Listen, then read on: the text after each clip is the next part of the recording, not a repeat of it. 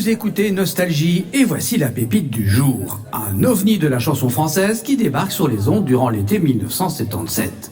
Je vous laisse découvrir l'étrange témoignage de Paul Martin.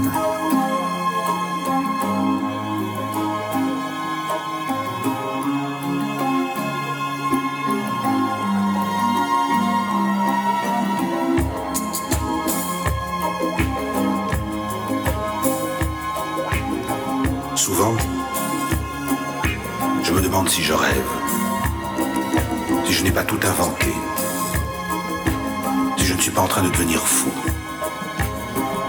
Écoutez mon histoire et croyez-la si vous le voulez. C'est une fille vraiment étrange. Elle a les yeux orange. Elle a les cheveux d'un ange. C'est une fille très étrange.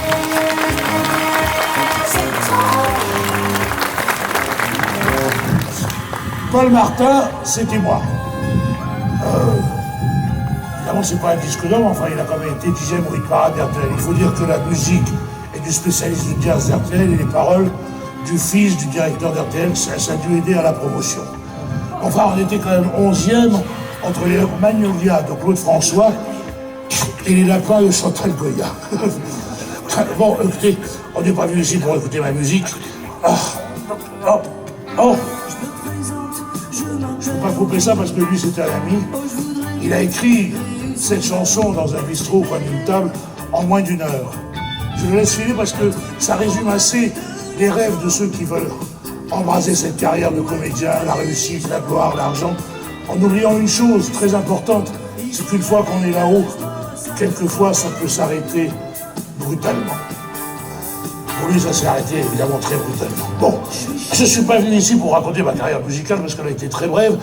Je vais vous emmener, je vais vous inviter à voyager au hasard de ma vie. Vous savez, raconter sa vie, c'est une sacrée histoire ou une histoire sacrée, je ne sais pas. En tous les cas, je la compare à la mer. Oui, Magellan, Christophe Colomb, Marco Polo, quand ils partaient, ils savaient qu'ils allaient quelque part, mais ils ne savaient pas vraiment où ils allaient débarquer. Donc, la vie, c'est un peu comme ça. Alors, c'est pour ça que je la compare à la mer. Un jour, elle est douce, le lendemain, elle est agitée. Les vents sont comme des lames, le lendemain, ils vous sont portants. Bref, je suis né en 1944. Je fais mon débarquement à Grenoble.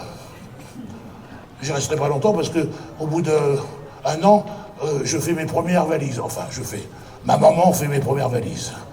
Mon père a eu une promotion pour l'Algérie, son pays d'origine, et donc je pars pour l'Algérie. Très jeune, donc.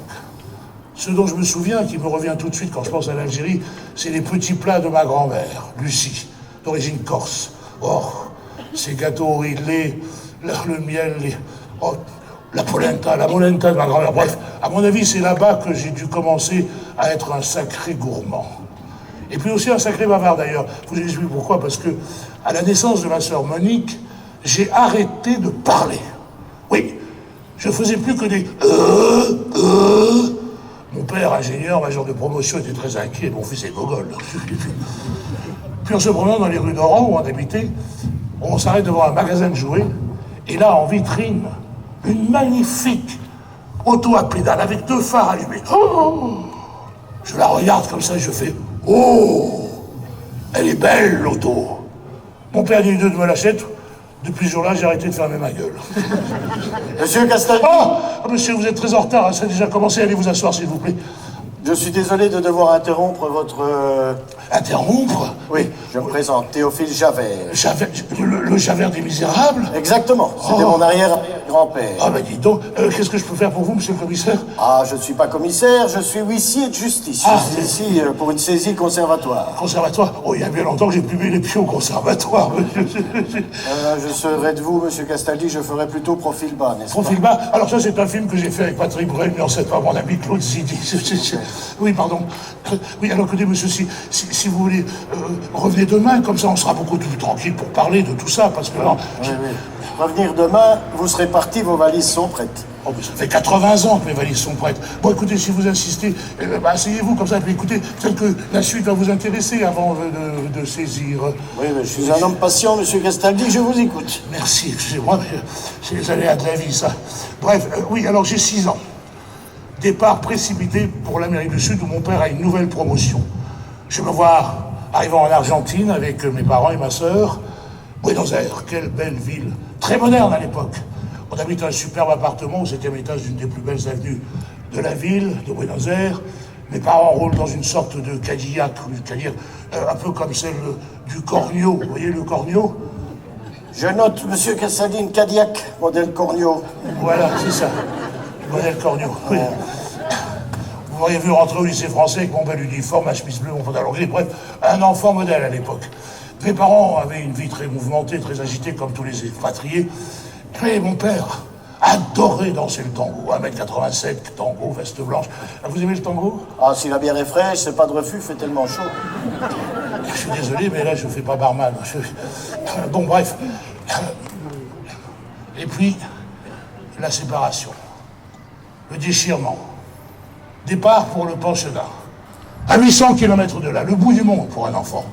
Dans un endroit perdu. Los Cocos. Los Cocos. Ça existe, ça? Oui, monsieur, ça existe, puisque je vous le dis, ça existe, puisque j'y ai été. Los Cocos, un village perdu dans la Sierra. Je me vois arriver en terre inconnue avec ma sœur dans une main, mes valises dans l'autre, quelques pesos en poche. Quelques pesos, Oh. ça je note, hein. Vous pouvez être un peu plus précis, s'il vous plaît? Écoutez, je vous raconte mon premier naufrage. Je ne vais pas voir mes parents avant Noël, alors un peu de compassion. Puis vous n'allez pas saisir quelques pesos. Bon. Bref, à Los Cocos, c'est un collège anglais qui m'attend. Discipline stricte, mais juste. Mais c'est un très bel endroit avec des grands espaces verts, salles de sport, piscine, équitation. C'est là-bas que j'ai appris à maîtriser un cheval. Vous parlez d'un naufrage, c'était quand même pas le Titanic, hein. Speak English perfectly, hablando espagnol perfectamente. Je pouvais passer de l'un à l'autre sans aucun problème. Speak English, volver à l'espagnol, revenir au français, come back to English, et volver à l'espagnol. Ce qui est sûr, c'est que je repars de là-bas 3 fois plus fort qu'avant. Ben, beau tiercé. Oui.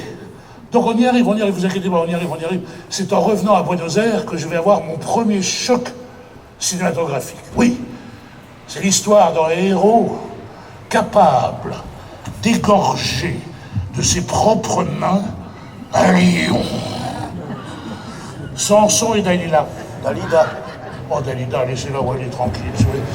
En tout cas, je suis qu'un bambino quand le coup d'État éclate. C'est la chute de Péronne. Du balcon du 7e étage. Qu'est-ce que vous racontez? La chute de Péronne du balcon du 7e étage, mais il y a quelque chose qui va pas, hein. Mais ça va très bien, écoutez. C'est la chute de Péronne, point, du balcon du 7e étage, virgule. Ah, oui, Oui, voilà, d'accord. Je vois les avions mitrailler mon avenue, des cadavres partout, du sang. Quelques temps plus tard, c'est la chute, enfin la mort d'Eva Perón, Evita, tout le monde que ça, la vie d'Evita. Donc, départ de l'Argentine pour mes parents vers l'Amérique du Nord avec ma sœur, et moi, retour en France, pensionnaire encore, au collège Stanislas à Cannes, chez les curés. Seigneur. Oui, ce fut un dur moment à passer. Comment c'est un dur moment à passer chez les curés? À quoi vous pensez là, je dis que c'était un dur moment à passer parce que je ne vais pas revoir mes parents avant la fin de l'année scolaire. Oui, à Lyon, chez les jésuites. Et en retour à Paris avec mes parents, encore une fois, chez les curés pensionnaires. Oui. Oh, mais monsieur Castaldi, je suis pas venu ici pour faire le tour des cultes et suivre vos valises. Je suis ici pour vous saisir. Mais c'est sûr.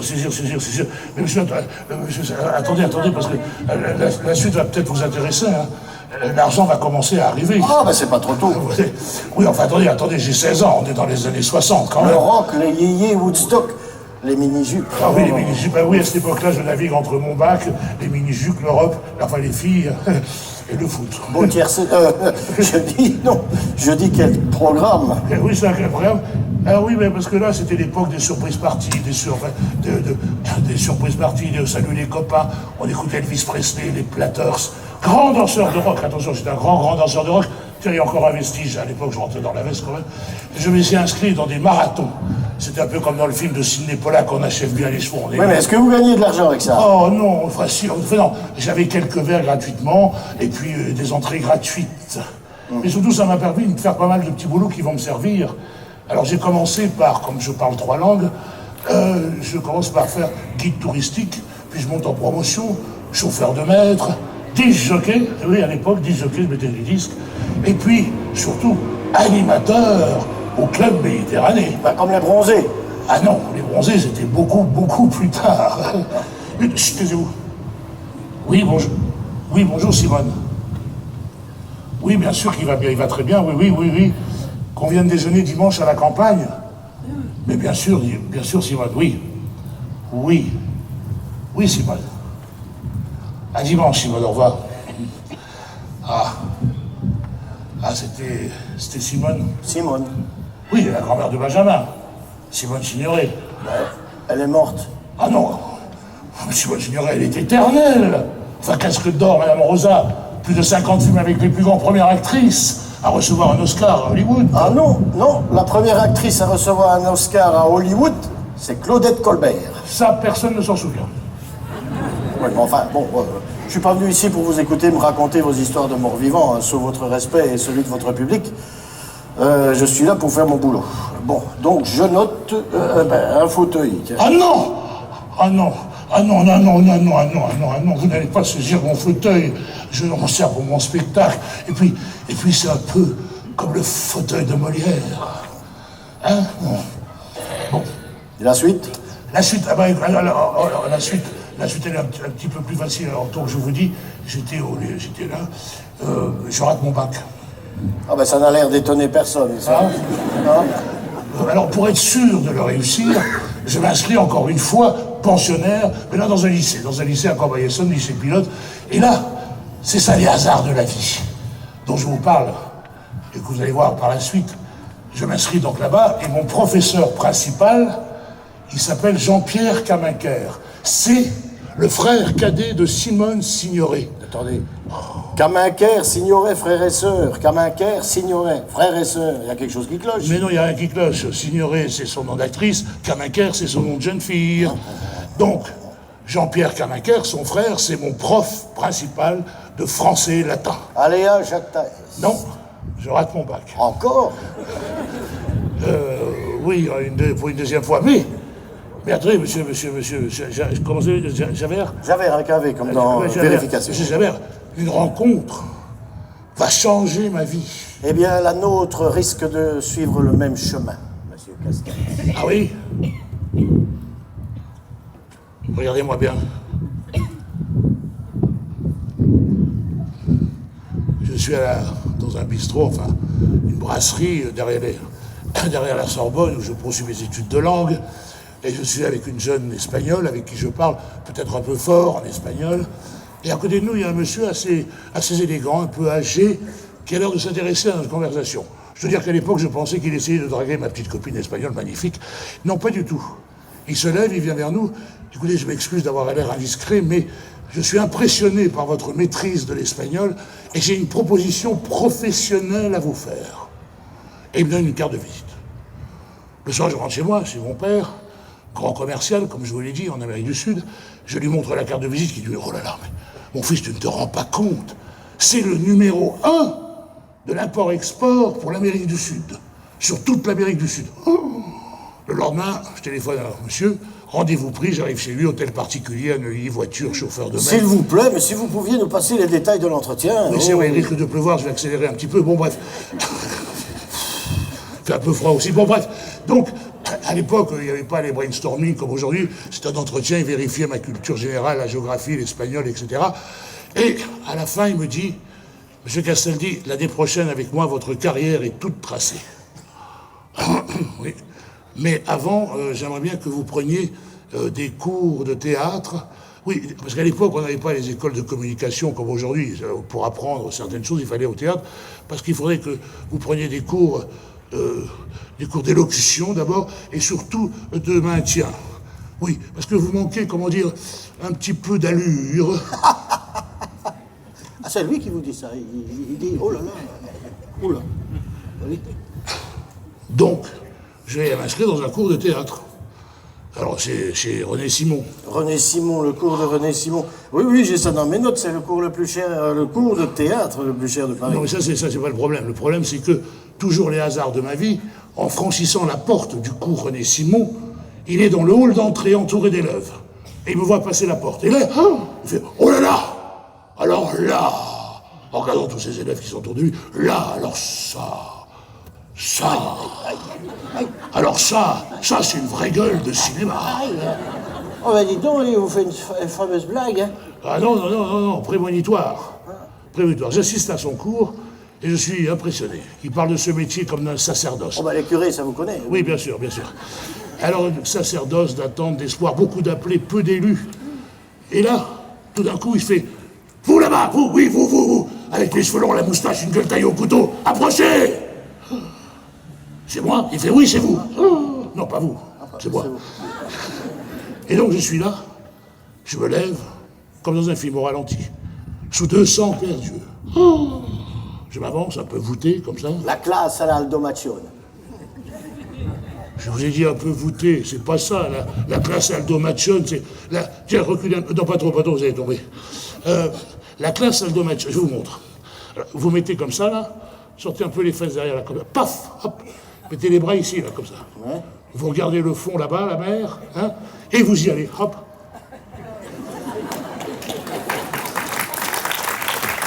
Ouais. Ça, c'est la classe à l'Aldo Macione. Et vous, c'était pas ça? Ah non, moi, c'était... Ah oui. Bah, ça n'a rien à voir. Et Aldo Macione, lui, c'est pas... Mais je vais vous le montrer. Une deuxième fois, comme ça, vous m'embêterez plus avec la classe. Alors, faites comme moi. Hein. Attention de pas tomber. Non, et bien les faire, hop, comme ça. Ça. Très bien, les bras là. Oui. Sourire de dents blanches. Vous regardez les filles à l'horizon et hop.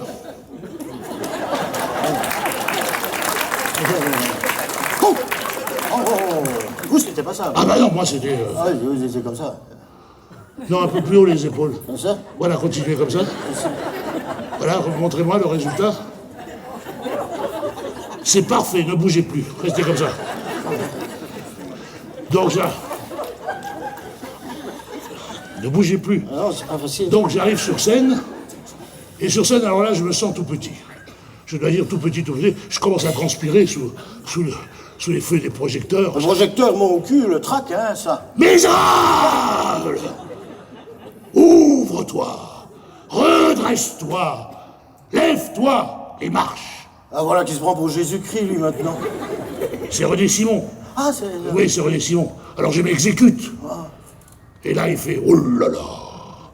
Eh ben, dites donc, il y a du boulot. Ouais, mais j'aurais pas dit le contraire. Puis je dis pas le contraire, mais j'ai pas fini, moi non plus. Vous n'avez pas fini, bon. Donc, je suis dans son cours, auquel j'assiste, oui. Et là, je m'accroche, malgré ce premier échec, bien m'en a pris, parce que c'est là que le cours nous offre des places de théâtre. Et c'est comme ça que je vais aller, pour la première fois de ma vie, voir une pièce de théâtre. Au Théâtre National de Chaillot, vous savez, la Tour Eiffel, c'était un théâtre, aujourd'hui il fait 800 places, à l'époque il faisait plus de 2000 places. J'assiste à la représentation, je suis en haut dans les poulaillers comme tous les élèves, et je suis scotché dans mon fauteuil. L'ouverture de la scène aussi grande qu'ici. Un grand trou noir, il y a un monsieur qui vient avec un pied noir et une ampoule dessus. On appelle ça un service, je ne sais pas à l'époque. Et je m'imagine, je me vois là-bas. C'est incroyable. Je sors un peu KO de son... Je vais me promener dans les jardins de Chaillot, et derrière Chaillot, il y a un crédit-créto qui dit « Il dépend de celui qui passe, que je sois tombe ou trésor, ami, n'entre pas sans désir. » Encore un. Quoi? Bah, un signe du destin. Oui, bon, ça c'est facile à dire après, à ce moment-là, je ne sais pas. Bref, je retourne au cours, et là, je décide d'apprendre les rudiments de ce métier. Comment on fait pour nourrir un silence, une inquiétude, la peur, l'angoisse, la colère. Vous voulez que je vous joue la colère? Vous voulez que je vous joue la colère? En tous les cas, vous faites très bien l'inquiétude.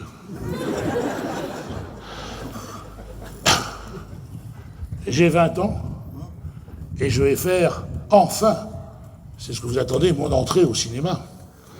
Et oui, le cours m'envoie faire mon premier casting. Enfin, là, c'est un casting de figuration, évidemment, mais à ce moment-là, c'était formidable. Casting de figuration, et je suis engagé pour faire de la figuration dans le train. Paris-Couvain. Non, le train de John Frankenheimer, le train avec Burt Lancaster, Jeanne Moreau, Michel Simon, un casting international. Ah non, vous mélangez les pinceaux. C'est dans French Connection 2 que vous avez joué pour Frankenheimer. Alors mon cher Javert, c'est ça? Javert. Vous avez des trous dans votre raquette, parce que n'est pas marqué dans mon CV que j'ai fait beaucoup de figuration avant d'accéder à des petits rôles au cinéma. Donc je suis engagé dans le train comme figurant, déguisé en soldat allemand dans un camion caché. Caché au cinéma? Non, parce que faisais équipe avec un figurant, un vieux de la vieille. Écoutez bien ce que je vais vous raconter, c'est important, si un jour on me demande de faire de la figuration, ça peut vous instruire. Il me dit, si tu veux qu'on soit payé toute la semaine, il faut rester caché. Ah bon? Alors je me dis, bon, je vais rester caché pendant un jour, 2 jours, mais au bout de 2 jours, moi j'étais jeune, je voulais voir le cinéma, je voulais voir Burt Lancaster, je voulais voir les caméras, je voulais voir les projecteurs. Alors je sors. Et vous vous êtes fait virer? Ah non. En m'approchant de la lumière, on me demande si je peux faire une petite cascade. Ah bon? Et on m'engage comme cascadeur. Oui. Dans le 3e plan d'une image, si vous verrez le film au ralenti, il y a un Allemand qui saute, pof, sur une ligne, comme ça. Donc je saute sur la ligne, pof, grillé. Ben voilà. On ne s'improvise pas cascadeur, c'est normal qu'il y ait des accidents. Non, j'ai dit grillé, j'ai pas dit brûlé ou blessé. Grillé, c'est une expression professionnelle. Écoutez, si un jour vous faites de la figuration, si on vous voit dans un plan, comme figurant, on ne peut plus vous utiliser dans un autre plan du film. Donc j'étais grillé. Oui, mais d'autant plus si vous aviez sauté sur une mine. Oui. Et donc c'était ça votre grand saut dans le cinéma. Mais vous inquiétez pas, je vais rebondir. Je vais rebondir, sauf qu'en retournant en cours, c'est la douche froide. Oui, c'est la douche froide parce qu'il y a un écriteau à l'entrée qui dit « Monsieur Castaldi ne fait plus partie du cours, les élèves sont priés de ne plus le fréquenter. » Vous étiez si mauvais que ça? Non, j'avais fait des gros progrès, mais c'est à cause d'une histoire avec une... Bon, bref, ça vous intéresse pas, c'était une histoire. Allez, terminus, tout le monde descend. Oui, tout le monde descend, surtout que la lettre officielle arrive quelques jours plus tard à la maison. Alors... Eh bien, moi aussi, monsieur Castaldi, je suis au regret de vous annoncer... Quoi, que vous allez tout saisir? Saisissez, allez-y, saisissez, mais, monsieur Javert, je vous en supplie, pas ma caravane. Ma caravane, c'est comme mon panache. Oui. Commençons plutôt par la Porsche qui est juste là sur le parking, oui. La Porsche que j'ai là... Oh, mais c'est pas ma Porsche. Ah non, c'est celle du producteur. Moi, je suis comédien, j'ai pas les moyens. Enfin, je les ai plus. Bah, franchement, qu'est-ce que vous voulez que je tire de cette caravane? J'en ai rien à faire de votre mépris. Moi, j'aurais voulu être dans le mépris de Godard, j'aurais voulu être emporté par la nouvelle vague. Et au lieu de ça, je me retrouve en cale sèche. Oh, bah vous allez nous faire pleurer, là. Alors, je décide de partir. À l'aventure. L'aventure, c'est l'aventure. En stop. Sans un rond. Oh, mais je vous l'ai déjà dit, à l'époque, on trouvait du boulot au coin de la rue. Aujourd'hui, je sais, c'est pas de la mode. À l'époque, on trouvait du boulot quand on voulait. Donc, je lève le pouce, une voiture s'arrête. Un type un peu bizarre. Oh là là. Mi-samouraï, mi-gitan. Alain Delon. Oh. Laissez-le là où il est, le pauvre, enfin, il a la paix. Alors donc, je trouve dans la voiture, il s'appelle Roberto.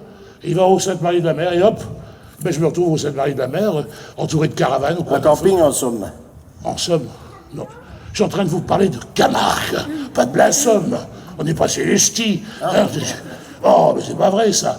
Alors donc, les gitans, c'est plutôt le flamenco, la guitare, hein, les chevaux, les vachettes. Interville, Guy Lux, Léon Zitrone. Mais oui. Allô, Léon, vous m'entendez? Ah bah oui, Guy Lux, je vous entends, mais je ne peux pas vous répondre. On m'a pété mes lunettes. On m'a cassé mes lunettes. Comment ça fait qu'on t'a cassé tes lunettes? Non, il n'y a personne pour l'arrêter. C'est pas possible, ça. Ah, j'ai une idée. Oh, vous savez, j'ai un souci. J'ai plus de cigarettes. Ah, ça vous n'avez pas d'aller m'en acheter? Tiens, je vous donne un peu d'argent pour acheter la cigarette. Dis donc, c'est pas marqué bar tabac ici. Hein. Ah si, ça clignote. Enfin tranquille. Donc je suis chez les gitans, dans une ambiance tzigane incroyable, et là, le Ricardo, qui m'a pris en stop, commence à jouer de la guitare. Oh, Cédric, mon producteur, mon régisseur, l'auteur de cette pièce, où est-il? Il est là. Si on pouvait l'applaudir, il est là. Regardez-le.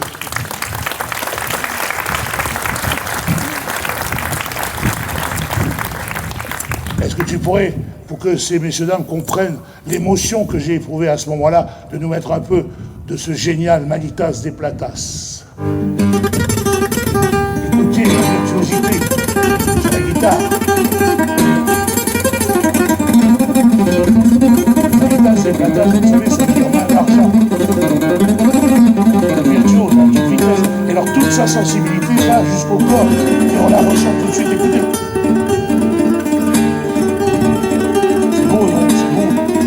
Là, je suis là, émerveillé, je me laisse emporter par la musique. Je pense à lui, Carton, qui est dans une caravane, qui va connaître plus tard, parce que quand je l'ai rencontré, il n'était pas encore connu. Il va connaître une gloire mondiale. Moi, je suis là, dans le feu, dans cette ambiance incroyable, à côté d'une belle gitane. Monsieur Castaldi, il n'y avait plus que des gitanes. Oui, mais ça va, ça tombe très bien, j'adore les gitanes. Oui, très bien, merci.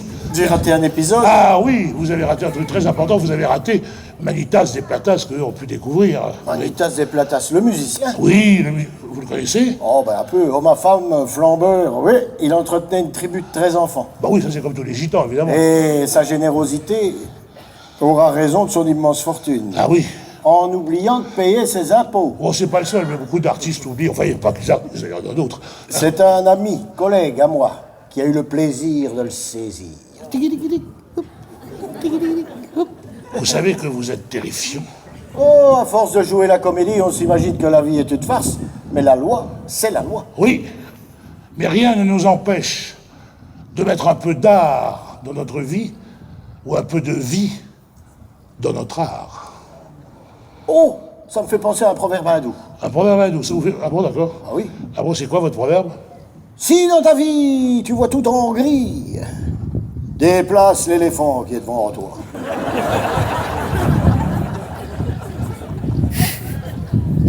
Vous n'en avez pas une meilleure? Non, vous êtes concernant. Oh. Oui, concernant, enfin. Oui, donc, à mon retour de Camargue, je décide de m'inscrire dans un cours sur les conseils d'un ami, et c'est le cours Jean-Laurent Cochet. Un laboratoire artistique à l'époque, mais par la suite, le cours le plus important de Paris, une institution. Toutes les grandes vedettes qu'on connaît, la nouvelle génération, sont passées par là. Depardieu, Isabelle Huppert, Carole Bouquet, le grand Lucchini, qui est un de ses élèves phares, et surtout, Daniel Auteuil. Oh, retour aux sources. Non, petit, il n'y a jamais eu de source. Et donc, je m'inscris au cours Jean-Laurent Cochet, et tout de suite, je sens de sa part une antipathie profonde à mon endroit. Moi, j'en ai rien, je suis là pour apprendre à marcher, et donc j'assiste à ses cours. Et là-bas, alors, on parle plus cinéma, hein. C'est pas comme chez Simon, on parle plus cinéma, on parle théâtre pur et dur.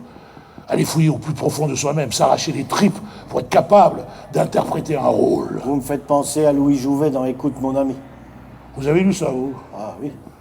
Ben, c'est bien d'avoir lu ça. Et bien, vous savez, il faut faire sien ses conseils. C'est ce que j'ai fait. Plus ceux de Jean-Laurent. Et au bout de quelques mois, enfin, je suis enfin prêt à oser présenter devant lui une scène. Non, parce qu'il faut que je vous dise que quand on passait une scène importante devant lui, il vous arrêtait au bout de quelques vers et vous passez au laminoir, vous démoncez de la gueule pendant 3 mois, vous ne pouvez même plus passer ni une femme, ni rien du tout. Là, j'ose. Et puis j'ose pas n'importe quoi. Le 1 d'Alceste. Ah, vous voilà misanthrope. Oui, parfaitement. Qu'est-ce donc? Qu'avez-vous? Laissez-moi là, vous dis-je.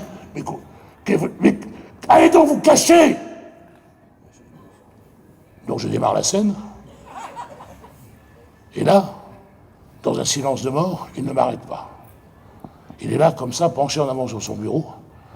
Et il me laisse aller jusqu'au bout de la scène.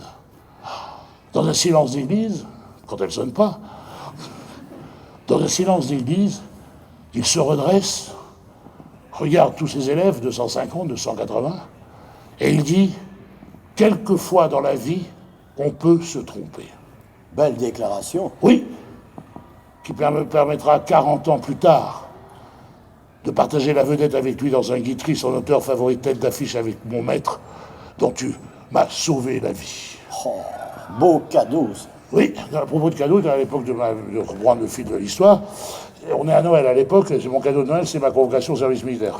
Garde à vous. Oui, mais moi, ça me fout les boules. Ah oui, ça me fout les boules, j'ai pas envie de rester là-bas. Alors je vais leur montrer de quoi est capable un comédien. Donc, j'arrive au train. Encore un train?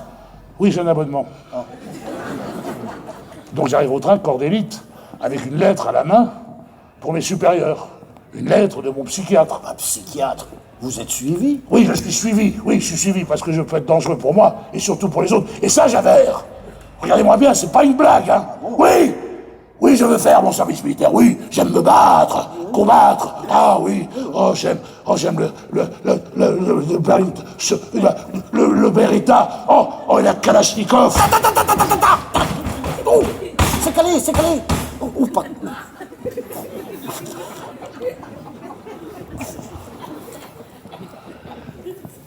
C'est pour ça que je suis réformé définitif.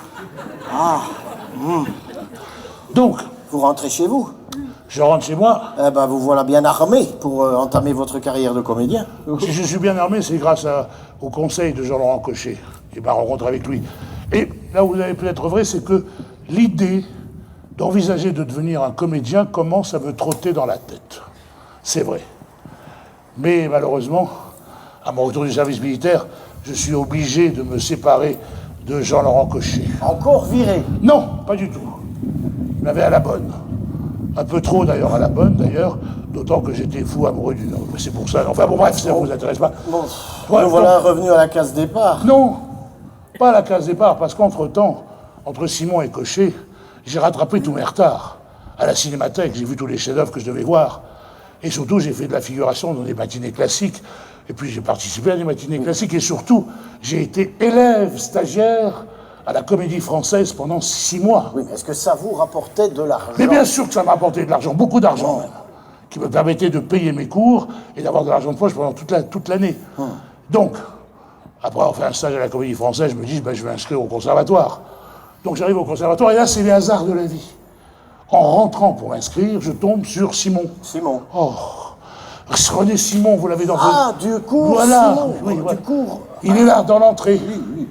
Il me dit, mais qu'est-ce que tu fais là, Castaldi? Je dis, je viens m'inscrire, mais t'as rien à faire là. De toute façon, tu rentreras jamais à la Comédie Française. T'es fait pour faire du cinéma. Encore une fois, il continue, cinéma. Et il me présente une dame qui va devenir mon agent, Isabelle Krukowski. Krukowski, c'est avec 3 K comme dans Yukun Kun? Oui, le corneau. Yukun Kun. 2 mois plus tard, je décroche mon premier petit rôle au cinéma, dans O, de Robert Enrico, avec le grand Jean-Paul Belmondo. Je me souviens encore, comme si c'était hier, de ma première réplique au cinéma.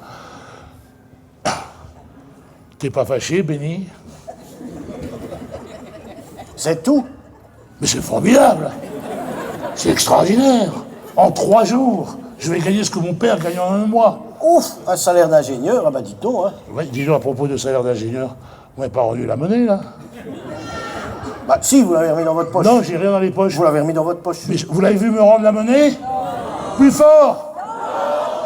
Moi, je croyais que j'avais des amis, moi, ici. Non, mais c'est... Oh, c'est un oubli. C'est un oubli, mais... Oui, ça va, merci beaucoup. Vous n'avez pas saisir 3 balles 50, je vous les rends. Donc, 2 mois plus tard, je décroche mon 2e petit rôle au cinéma. Dans La Chamade d'Alain Cavalier, avec la très belle Catherine Deneuve. Oh, elle est là, très belle comme ça. Je lui dis, il y a quelque chose qui ne va pas? Non, tout va bien. Non, c'est pas à vous que je parle, c'est à Catherine Deneuve. Oui, elle est à l'aéroport, elle est inquiète. Il y a l'avion de son fiancé qu'elle attend, l'homme de sa vie, qui n'arrive pas, elle est très inquiète. Alors je lui dis, il y a quelque chose qui ne va pas. Ah, vous êtes un acteur à une phrase, en fait. Il n'y a pas d'acteur à une phrase. Il n'y a que des acteurs qui font progresser l'histoire. Qu'est-ce qu'elle vous a répondu? Foutez-moi la paix. Et je sors du champ. Ah, bon, bah vous parlez d'une avancée. Décidément, vous êtes obtus. Hein. Alors je vous explique. Par exemple, dans Les uns et les autres, de Claude Lelouch, le jeune garçon qui ramasse le petit enfant sur la voie ferrée, qui l'emmène à l'église, qui prévient le curé, c'est moi, le jeune homme. Si je ne mets pas le petit garçon chez le curé, il n'y a pas de film. Toute l'histoire part de là. Ah. Vous avez compris? Oui. Et dans le Cercle Rouge, par exemple. Cercle Rouge, film américain, international, avec Bourvil, oui, enfin plein d'autres. Je joue un portier de boîte de nuit, qui fait les 100 pas devant une boîte de nuit, qui attend la voiture du commissaire, que joue Bourvil. Il arrive dans une Citroën comme ça, elle arrive, elle s'arrête, je lui ouvre la porte, je lui fais bonsoir commissaire, il y a longtemps qu'on vous a vu. Si j'ouvre pas la porte de la voiture... Attendez, si vous n'ouvrez pas la porte, vous lui dites pas bonsoir. Non. Bourvil reste dans la voiture, Oui. et le film s'arrête. Voilà, vous avez compris. Voilà. Alors là... Vous avez compris maintenant? Oui. À propos de Bourvil, il faut que je vous raconte. Je suis engagé, un peu plus tard dans la carrière, dans mon premier film américain. Un film américain, oui, un film américain avec Bourvil, et c'est L'Arbre de Noël. Encore un rôle à une phrase. Oh, mais s'il y a quelqu'un qui vous paye pour m'emmerder, c'est pas possible, ça. On voit que vous êtes dans votre ville, ici, hein. Bon, non, comment ça, non? Si. Bah si. Si, elle a raison. Alors donc, Bourvil, donc, dans le film avec Bourvil, je suis engagé donc, dans un film américain par Terence Young. Alors je vais vous rappeler qui est Terence Young. Terence Young, c'est le metteur en scène du premier James Bond. James Bond contre Dr. No, Oui. qui a été un carton mondial. Avec Ursula Andress qui sort de l'eau. Oui, mais enfin là, c'est Bourvil et William Holden. C'est pas pareil. Non. Bref, c'est grâce à mon ami Zazie que j'ai eu ce rôle dans ce film. Zazie. Ah pardon. Xavier Gélin. Oui, c'est un de mes meilleurs amis. Il nous a quitté trop tôt, malheureusement. C'était un peu comme un frère. Pour moi, c'est le fils de Daniel Gélin et de Daniel Delorme. Delorme qui, à l'époque, avait refait sa vie avec Yves Robert. Oh, Yves Robert, la guerre des boutons, l'un éléphant, ça trompe énormément, le grand blond. Pierre Richard. Ailleurs. Vous ne décrochez Quand on parle pas. du loup, là, comment? Vous ne décrochez pas, Ah je ben, dis. pas d'une représentation. Où est-ce que j'en étais, là? Oui. À Zazie. Ah oui, Zazie. Alors, Zazie. Mon ami, alors, dans nos virées noctambules, on est jeunes, on est boîte de nuit à Paris, chez Castel, Régine. Et là, il revient comme ça, il dit, oh là là, je suis tombé sur ma sœur. C'est pas sa sœur, mais il l'appelle ma sœur. Catherine Allégret. Je dis, pardon? Il me dit, oui, Catherine Allégret. Ah bon? Je lui dis, oui, je l'avais vue dans un film. Compartiment tueur. Attendez, ça se passe pas dans un train, ça? Ben si. Encore? Mais je vous dis que j'ai un abonnement. Ah. Et donc elle joue Bambi dans l'histoire. J'avais vu le film, je l'avais trouvée belle. Mon Dieu, qu'elle était belle. Oh, je dis, oh, mon Zazie, présente-la moi. Il me dit, je peux pas. Ah, je peux pas, elle vient de partir. Oh, mais mon Castin, t'inquiète pas, je sais où elle habite, on va essayer de la rattraper. Et donc on part dans la voiture, on prend la voiture. Et là, les hasards de la vie quand même. Au premier feu rouge, qui est là? Elle, Catherine Allégret est au feu rouge. On finira la nuit, à 4h30 du matin, sur Mike the Knife. On est jeunes, on est beaux, on tombe follement amoureux l'un de l'autre. On vit d'amour et d'eau fraîche. Puis elle tombe enceinte, elle décide de se marier tout de suite. Vous êtes sûr? C'est pas plutôt elle décide tout de suite de se marier, vous saisissez la nuance, hein? Je la saisis. Bah c'est merveilleux. Non, c'est une catastrophe. Ah bon? Bah oui. J'ai même pas été présenté à ses parents, Yves Montand et Simone Signoret. Comment ça, Simone ignorait? Et mon temps était compté, c'est ça? Donc elle organise un déjeuner avec Signoret et Montand. À peine ainsi, Montand m'attaque au petit. Vous n'êtes pas obligé de vous marier tout de suite. Vous pouvez attendre un petit peu. Hein? Où est-ce que vous allez vivre? Hein? Avec quel argent? On peut vous voir travailler, on peut vous voir jouer quelque part. Ben, je suis KO d'entrée technique. Hein. Oh là là, le sauvage. Oui, le sauvage, non, je crois qu'il voulait nous. On voulait qu'on tire un peu le diable par la queue. Pourquoi vous pensiez qu'ils allaient vous aider financièrement? Sûrement pas. Je connaissais leurs opinions politiques. Je savais très bien que pour eux, l'argent, ça se mérite et il faut le gagner. Bref, on décide de se marier sans leur accord. Bah, avec quel argent? Mais je vous l'ai dit, on trouvait plein de petits boulots. On a acheté une très jolie robe pour Catherine. Moi, c'est Jean Bouquin, le couturier de Brigitte Bardot, qui m'offre mon costume et un magnifique restaurant très très beau qui s'appelle le Coupe-Chou. Magnifique. Si un jour vous allez à Paris, allez voir, c'est magnifique comme restaurant. Et il nous offre le repas de noces. Et là, monsieur Javert, dans vos notes, coup de théâtre. Quoi? Daniel Delorme, qui avait été très ami dans le temps avec Simone Signoret, l'appelle pour lui dire que je suis un type pas trop mal, que je suis l'ami de son fils, Zazie, et surtout que c'est pas terrible de pas assister au mariage de sa fille. Et alors? Et alors elle nous annonce leur venue. Et? Ben, tout le monde a fait les chances, j'ignorais avec un sourire un peu forcé, bon, autant, faisant l'amuseur public comme toujours. Ah, bah tout est bien qui finit bien. Oui, d'autant que, quelques mois plus tard, je décroche mon premier rôle à la télévision, dans Les Cadets de Saumur. Et c'est même Simone Signoret qui m'annonce la venue de mon fils Benjamin sur le tournage. Après le déjeuner, c'était une belle pirouette. Ça vous aide pas de vous servir dans mon whisky, là, vous dites Ben vous nous donnez tant d'émotions. Hein. Mais pendant que vous êtes, donnez-moi des émotions, vous servez-moi un petit, comme ça. Donc, dites, je ne voudrais pas me mêler de ce qui ne me regarde pas, mais ne pensez-vous pas que... Arrêtez, ne bougez pas. Oh, c'est incroyable. Oh, c'est incroyable. Il me fait penser à ma belle-mère.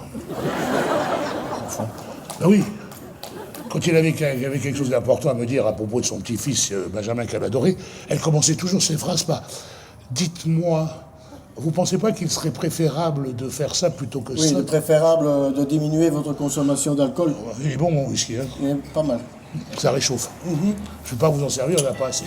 Parce que je pense que vous abusez un peu. Oh non, de toute façon, vous inquiétez pas, tous les acteurs boivent, c'est très connu. Regardez Jean Carmé, Annie Girardot, Jacques Villeray, on s'en parlait.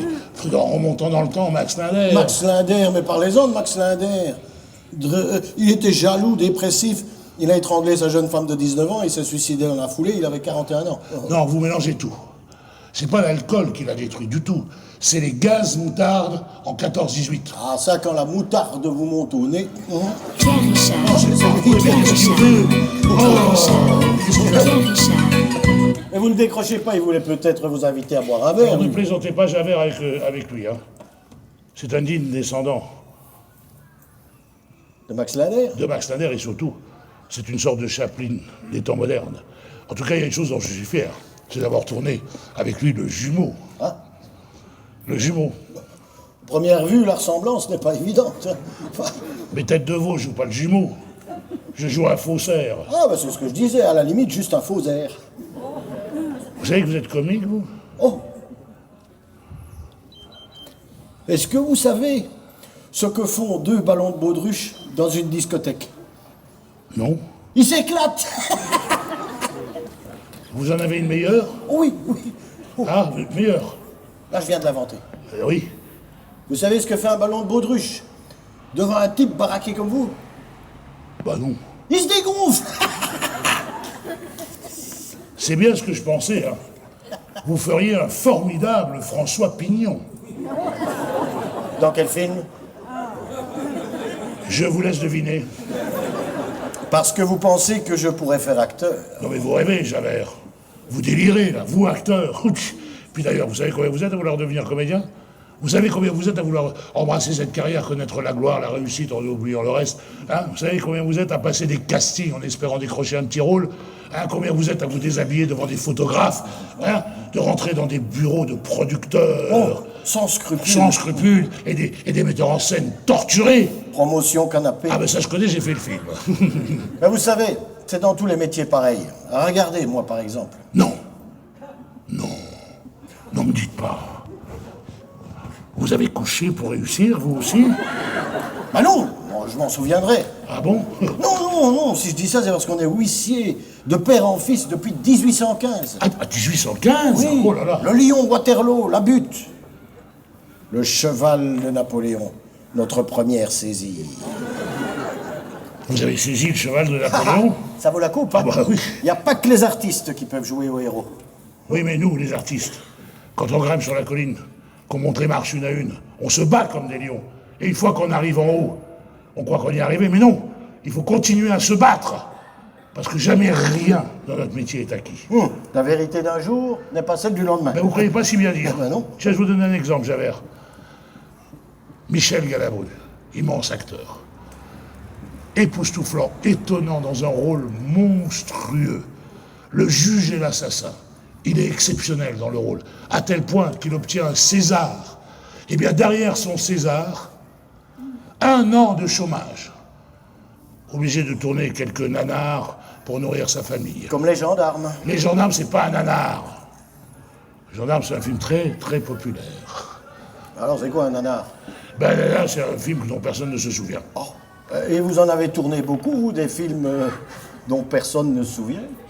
Non, mais par contre, des rôles dont personne ne se souvient, oui. Ah. Oui, par exemple, dans Le Train. Encore un train? Bah, dites donc, hein. Ben oui, je vous dis que j'ai un abonnement.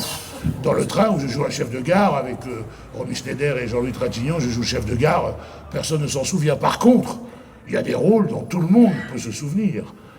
Ah, je ne peux pas oublier, personne ne peut oublier mon rôle dans l'affaire Dominici. Avec Jean Gabin? Oui, avec Jean Gabin, monsieur. Vous avez joué avec Jean Gabin? Parfaitement, Javert. J'ai joué avec monsieur Jean Gabin dans l'affaire Dominici. Je joue un jeune journaliste.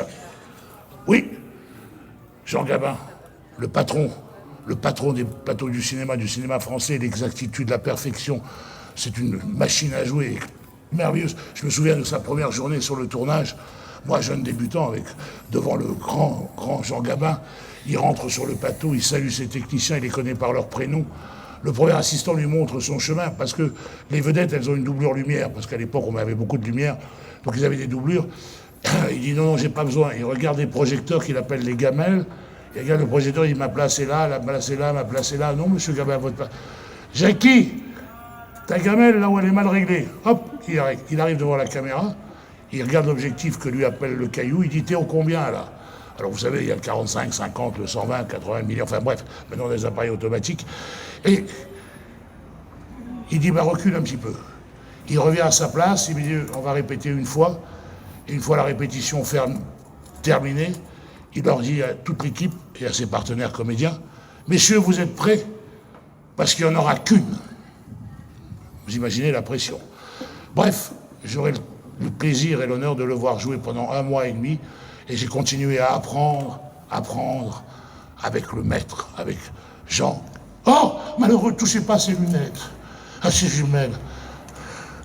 C'est les jumelles que ma maman elle a achetées pour venir me voir jouer au théâtre pour la première fois. Ne me dites pas, là où vous avez vu le signe du destin, le trou noir, la lumière, Parfaitement, Javert. C'est ça les hasards de ma vie. Et oui, je décroche mon premier rôle important au théâtre, là où j'avais vu ma première pièce.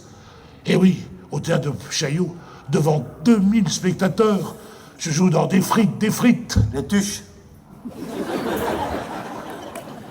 Les tuches. Au palais de Chaillot. Bref, c'est un triomphe. Je suis dans ma loge que je partage avec Jacques Villeray. Et on frappe à la porte, entre Simone Signoret pour nous féliciter. Tenez, ranger les jumelles de ma mère.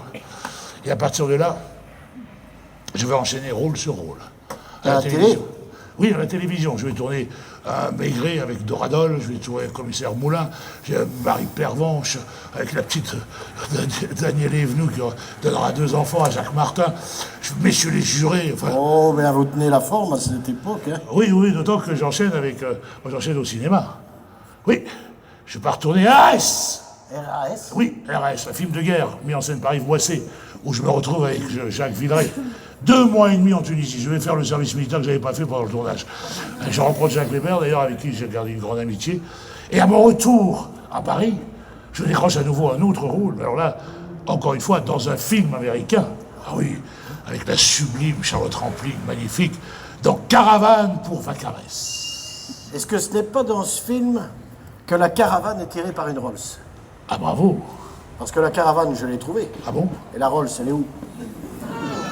La Rolls, ben, elle a dû rester dans le film. Dites donc, parlez jamais le Nord, vous, hein? Je fais partie de l'élite de la profession. Ah, ben, comme moi, alors. Oui, parce que je fais partie de l'élite, parce que j'ai tourné dans un film avec Alain Delon. Alain Delon? Oui, La race des seigneurs. Il n'était pas un peu fatigué, là? Elle est tellement fatiguée qu'il en est mort. Je peux perdre son âme. Oui, ouais, enfin, c'est un icône. Ben oui, Delon, c'est l'icône. Hein? Oh, il en a fait Rocco et ses frères, oui. Borsalino, hein, la piscine, le guépard, magnifique. Quoi? Zorro? Oui, enfin, c'est pas son meilleur film, hein, c'est pas ce qu'il a voilà, fait mieux. ça. Ouais. Bref, je suis engagé pour tourner aux côtés du grand Alain Delon, son chef de cabinet. Quand la costumière vient à la maison, j'ose pas lui dire que j'ai pas un costume adéquat pour le rôle. J'irai l'acheter le lendemain à crédit en 3 fois. Et je vais le porter pendant 3 semaines avant de tourner, pour le fatiguer un peu, comme on dit. Et j'arrive le premier jour de tournage, j'ai un long travelling avec Alain Delon qui arrive avec ses trucs, et donc je répète avec le cadreur et le travelling pour être sûr d'être en place pour toutes les répliques, et là il y a une main qui se pose sur mon épaule comme Alain ça. Delon. Oui, qui me dit répète pas trop, tu vas t'user. Oh, dis donc, oh là là, la production elle est généreuse, elle t'a payé un beau costume. Je faisais un peu une tête comme vous là, et pas du tout, il me fait. Oh ben dites donc, il n'est pas terrible votre costume à vous. Hein. Ah non. Ben, je faisais un peu cette tête-là quand il m'a dit ça. Bref, le soir quand je rentre dans ma caravane, que je partage déjà avec Claude Rich, le directeur de production vient me voir et me dit « Tu donneras la facture de ton costume, Alain a demandé à ce qu'on te le rembourse. » C'était ça aussi Alain Delon. Et puis depuis qu'il est mort, il y a beaucoup d'acteurs qui disent qu'il était très généreux avec les jeunes comédiens. Je confirme, c'était un seigneur, paix à son âme. Ah, oh, tu te dents à propos de seigneur. Oh. Gene Hackman, vous connaissez? Bonnie and Clyde. Oui, Oscar du meilleur second rôle. Et French Connection. Ah oui, French Connection, oui. Oscar du meilleur acteur. Oui. Et French Connection 2. Ah, French... Oui, French Connection. Avec moi. Oui. Je suis engagé dans un rôle important dans un film américain. You understand what I mean? You are talking to me? I'm talking to you. 3 semaines de préparation, 18 semaines de tournage. Caravane à mon nom, fauteuil à mon nom. Tout est réglé comme du papier à musique. J'ai une grande scène, je vous raconte ça, c'est une grande scène. Vers la fin du film, ça canarde de partout, on est coincé par les mecs de la drogue. Lui d'un côté, moi de l'autre. On répète beaucoup avec les Américains, il faut tout régler, c'est des plans séquences, il y a 6 caméras en batterie. Bref, je finis mes répétitions après 2 heures et quelques. Frankenheimer me dit, c'est très bien, M. Castaldi, on va la tourner. Et là, Gene Hackman me fait un petit signe, comme ça. Je m'approche et elle me fait, mon ami, tu as très bien fait ta répétition, tu as très bien joué la scène, mais moi, je veux plus de toi. Je veux que quand tu es derrière ton container, avec ton revolver, et que des balles arrivent de tous les côtés, tu te poses la question, ou en tous les cas, je veux voir ton inquiétude de savoir s'il y a peut-être une balle qui risque de tuer. Je veux sentir ça dans ton regard, je veux sentir ça dans ton œil.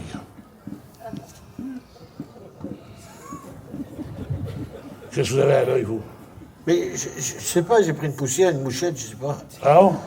Un truc qui vole, là. Ah oui, d'accord, mais vous savez, c'est facile, hein, c'est très facile, vous savez, en règle générale, au théâtre ou au cinéma, il y a 36 situations théâtrales. Hein, C'est pas 39?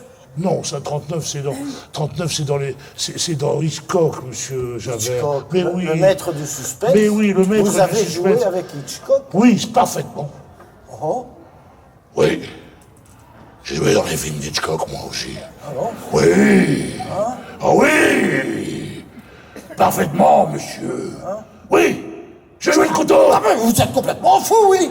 Dites, ça pourrait vous coûter cher, un tac à main armé sur un huissier. Oui, dites. Ça vous fait marrer en plus. Oui, ça fait marrer, parce que pour une fois, c'est moi qui vous fais une blague. C'est des couverts en plastique. Des couverts. C'est sur vos comptes en banque qu'il y a des couverts, monsieur Castaldi. Oh, vous avez raison, monsieur le banquier. Je ne suis pas banquier. Dommage. Parce que je sais pas, à ce moment-là, je vais avoir deux terribles nouvelles. Enfin, au début, c'est pas une terrible nouvelle. Hein. La première, au début, c'est formidable. Je suis engagé par Marcel Carné. Chose que tous, vous connaissez le nom de Marcel Carné. Le cinéma d'avant-guerre et d'après-guerre, dizaines de chefs-d'œuvre. Je vais tourner dans son dernier film, un des 3 rôles principaux, La merveilleuse visite. Quand vous serrez la main de Marcel Carné, vous serrez la main de Louis Jouvet, ah oui, de Claude Brasseur, ah oui, et oui, d'Arletty, de Michel Simon. Oui. Et donc je suis engagé avec lui. Je suis un peu comme un enfant au paradis. Les Enfants du Paradis, c'est un de ses chefs-d'œuvre. Oui, ça. bien sûr, c'est un de ses chefs-d'œuvre. Et est-ce que vous avez remarqué, Carnet, c'est l'anagramme d'écran. Carnet, écran. Oui, rien ne vous échappe. Hein. Bon, j'essaye, c'est mon boulot. Bref, je suis en tournage en Bretagne depuis 3 semaines pour tourner le film La merveilleuse visite, quand un type dans votre genre, justement, Oh, ben. arrive. Oui, ben, la merveilleuse visite. Tu parles d'une merveilleuse visite. Oui. Problème financier, il arrête le tournage. Crac. Oui. Il arrête le tournage pendant un mois. On reprendra un mois plus tard. Le film sera une catastrophe financière. Ça sera la fin de la carrière du grand maître. Il ne tournera plus jamais de film après. Ça sera la fin du grand maître du cinéma français. La fin du cinéma de papa. Oui, oui, d'autant qu'un film va sortir quasiment en même temps, si en même temps d'ailleurs, et qui va balayer toutes les salles obscures, Les Valseuses. Sacrée couille. Oui. Et comme ça va toujours par deux, la deuxième, c'est que Catherine, ma femme, m'annonce son intention de nous séparer. Oh, bah, comme le disait Léo, avec le temps va, tout s'en va. Oui, mais elle me le dit avec une très jolie phrase. Je nous aime tous les trois, mais toi, je ne t'aime plus. Bref. À ce moment-là, je ne m'attends pas à ce qui va m'attendre, c'est qu'il m'attend une sacrée traversée du désert. Traversée du désert, c'est normal. Vous quittez le cercle montant s'ignorer. Arrêtez avec ça. Arrêtez avec ça. Et prenez note tout de suite, là. Je me suis fait tout seul, vous m'entendez? Tout seul. Bien sûr, bien sûr, bien sûr. Quelques mois plus tard, une nuit, le téléphone sonne. En pleine nuit? Oui, en pleine nuit, le téléphone sonne. Tiens, vous allez m'aider. Vous voulez faire comédien? Pour débuter, c'est facile à faire, vous allez jouer le téléphone. Oui, vous faites le téléphone. D'accord. Donc, je disais, en pleine nuit, pas comme l'église là, on l'a laissé sonner, le téléphone sonne.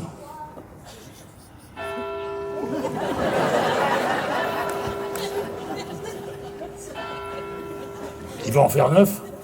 Ah bon. C'est pas un téléphone là. Encore combien là? C'est long. C'est très très long. À minuit, ça serait pire. Ah bon? À minuit, on aura fini. Alors donc, le téléphone sonne. Qu'est-ce que vous attendez? Mais la nuit, vous me dites que c'est la nuit. On y est presque, hein? Non, Je vous dis, le téléphone sonne. oui, oui, oui. Bon.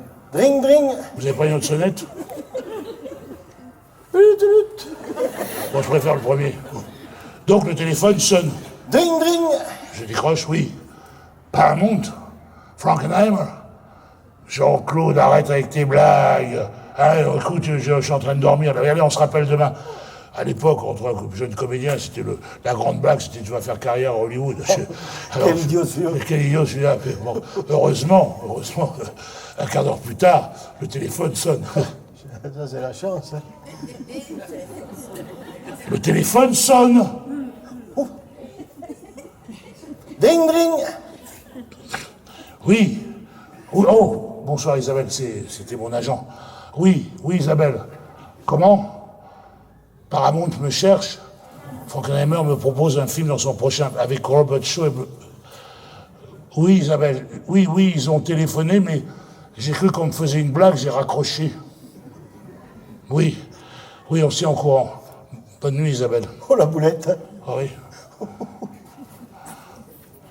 Heureusement, 3/4 d'heure plus tard, le téléphone sonne. Oh, quelle chance, ça.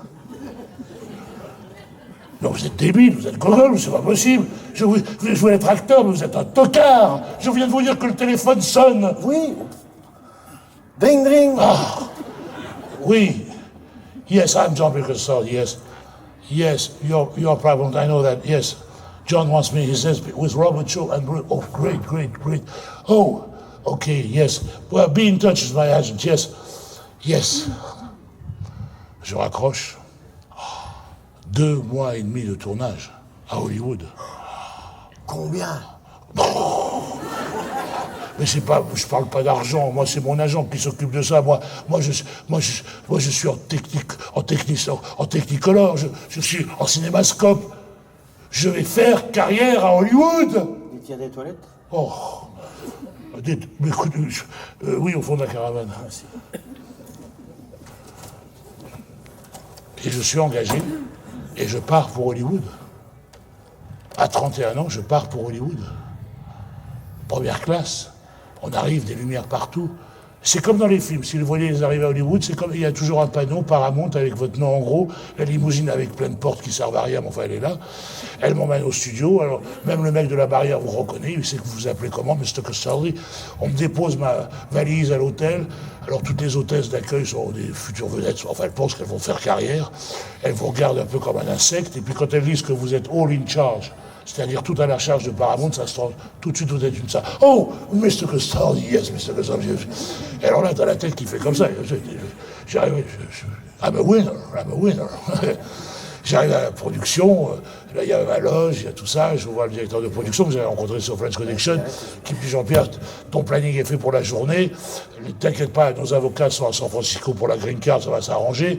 Tu as rendez-vous avec Frankenheimer sur le tournage et l'après-midi avec le mec des syndicats. Alors bon, j'arrive sur le tournage, à Hollywood, 250 techniciens.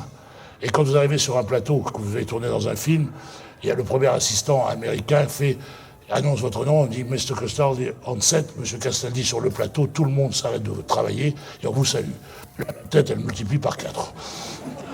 J'arrive, Frankenheimer m'embrasse sur les 2 joues, c'est quand même énorme. Après, Robert Shaw me parle comme si on avait élevé les cochons ensemble. Bruce Dern, je repars de là, je suis sur un nuage. Je vais faire carrière à Hollywood, c'est génial. Ah, je suis un winner. Et je reviens, je vais déjeuner dans le restaurant de Paramount, enfin avec des vedettes partout. L'après-midi, ça se gâte un petit peu, je vais voir le représentant des syndicats. Alors là, je rentre dans un bureau, une espèce de géant, un John Wayne, mais alors en raté. C'est John Wayne, mais raté. Alors je m'approche de son bureau, il me fait même pas asseoir, il me dit « Je me demandais pourquoi on avait fait venir un acteur français pour jouer ce rôle. Quand je vous vois, je comprends encore moins. » Ça m'a dit que... Mais bref, vous êtes là, je suis obligé de vous accepter, mais il prend mon fax, à l'époque c'était un fax, il servait de protocole du contrat, il le déchire. Il dit ça, ici, ça vaut rien, voilà votre nouveau contrat, signé par un agent américain. Ils ont multiplié, j'ose même pas vous dire par combien, mon contrat, mais là, il faut que vous payiez le syndicat, vous payez ça, vous payez le truc là-haut. Bref, j'ai un gros contrat, et il finit par me dire, mais je vous préviens tout de suite, si vous n'avez pas la green card, c'est pas la peine de vous présenter sur le plateau parce que j'arrête le tournage. Je fais, mais monsieur, vous inquiétez pas, nous avons des avocats qui s'occupent de ça, tout sera fait légalement, je rentre tout content. J'ai rendez-vous le lendemain matin à 10h avec le directeur de production, j'arrive. Et là, il est au téléphone, il me fait rentrer, mais il est au téléphone et j'entends yes, yes, yes, no, no. Il raccroche. Jean-Pierre, je suis vraiment désolé, mais nos avocats n'ont pas eu la green card. En 1 milliardième de seconde, votre rêve d'Hollywood s'envole. Vous arrivez en winner et vous êtes un loser. Vous avez perdu. Plus personne ne vous parle. J'étais arrivé le dimanche à Los Angeles en triomphant. Je repars le vendredi, la queue entre les jambes. Je rentre à Paris, je venais de divorcer. J'ai laissé mon appartement à ma femme et à mon fils. J'ai 5 millions de centimes de dettes. Bref, je suis dans la merde.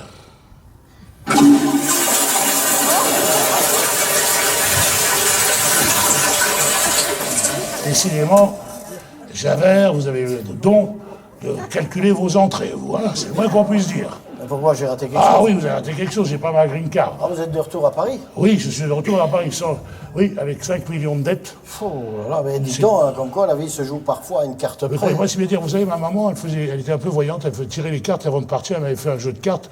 Elle m'a dit, mais je te vois pas faire le film, je dis, maman, je pars demain. Elle me dit, oh, c'est des menteuses, bon, bref. Oh là là, Oui. ça pique votre histoire. Ça pique d'autant plus que mes parents sont catastrophés. Comment je vais rembourser 5 millions de dettes? Alors mon père me dit, mais tu devrais donner des cours d'anglais et d'espagnol. Je dis, écoute, papa, ma dette, c'est ce que tu gagnes par an. Il n'y a que dans un film que je peux gagner une somme pareille. Et là, ma mère, qui aurait été discrète, comme ça, elle fait, oh, j'ai des visions, j'ai des... Oui, elle me tire, et elle me dit, cette phrase incroyable, oh, mon fils, je ne te vois plus aucun problème d'argent. Mais vous n'avez pas songé à arrêter? J'étais à 2 doigts de jeter l'éponge, mais là, encore une fois, c'est mon ami Zazie qui me tend la main. Avec un rôle? Non. Il prépare la sortie d'un film, Un éléphant, ça trompe énormément. Et vous faites la trompe? Non, je colle les affiches. Je suis engagé comme colleur d'affiches, la campagne d'affichage. Alors je colle les affiches nuit et jour dans tout Paris. Voilà, je ne suis plus à l'affiche, je suis derrière l'affiche. Oui, je touche le fond, là. Oui, mais, soudain... Dring, dring! Le téléphone sonne. Comment vous le savez? C'est le métier qui rentre. Non, c'est quand même un cas. Qui me téléphone en me disant, dis donc, j'ai un comédien qui sort, il faut le remplacer Dans une pièce? dans une pièce de théâtre. Ah oui, pour Sambric, t'as plus rien. Oh. Mais vous n'alliez quand même pas refuser un rôle à Sambric. Non, c'est le titre de la pièce, c'est pas le salaire qui m'a touché. Et je vais la jouer quelques mois. Oui, oui. Mais je crois que j'ai oublié de vous raconter un film avec Yves Robert, non? Non, pas non, mais alors finissons avec celui-là. Donc, Molinaro a l'idée d'adapter pour le cinéma la pièce que j'avais jouée au théâtre, avec une nouvelle génération d'acteurs, d'ailleurs, qui vont Anémone, Junio, Daniel Auteuil. C'est la nouvelle génération d'acteurs, et je reprends mon rôle de para. Oh, je me souviens la dernière semaine de tournage en Guadeloupe, on est rejoint par Coluche. Mais là, je crois que vous avez quand même fait un bond dans le temps, hein? Ah bon, c'est bien ce qui me semblait. Ah oui, parce qu'avant ça, vous avez tourné...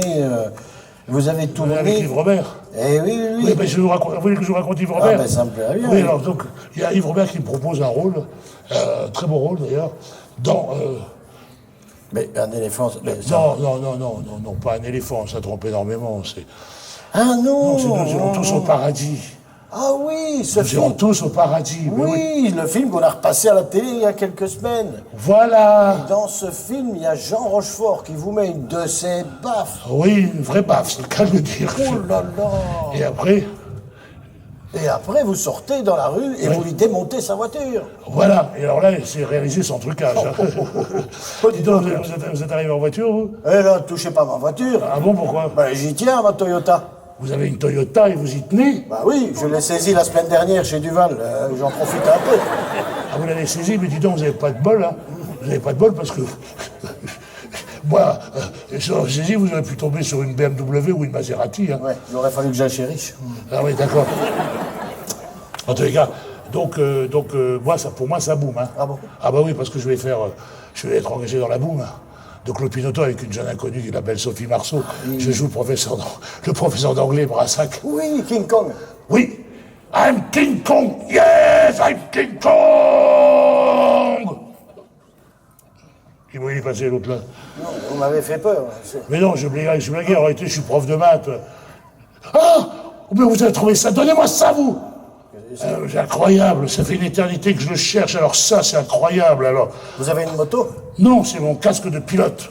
Pilote? Vous Oui. êtes pilote? Non, vous m'avez dit que vous étiez un fan de James Bond, c'est ça? Je suis un inconditionnel. Vous êtes un inconditionnel. Est-ce que vous vous souvenez d'un James Bond où il est dans un avion et il y a le requin avec les dents en acier qui le jette de l'avion et il tombe dans le vide sans parachute? Moonraker. Oui, Moonraker, parfaitement. Ouais. Vous le connaissez, Moonraker? Oui, et la scène, là, c'est dans le pré-générique du film. Exactement. Oh, je le connais par cœur. Là. Par cœur? La scène. Dis donc, ça m'intéresse, ça. Ah bon?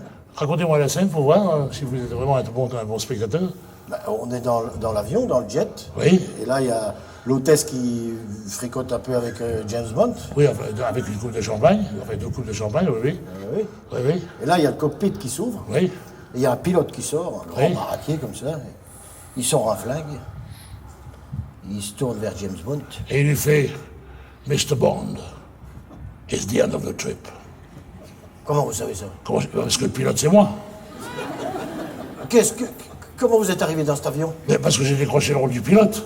Mais oui, Margot Capellier, la grande casting de l'époque, avec Besnéard, qui est maintenant l'agent de Grand Toutes les Stars, il me fait lire le film et je vois pré-générique, Pilot Jet.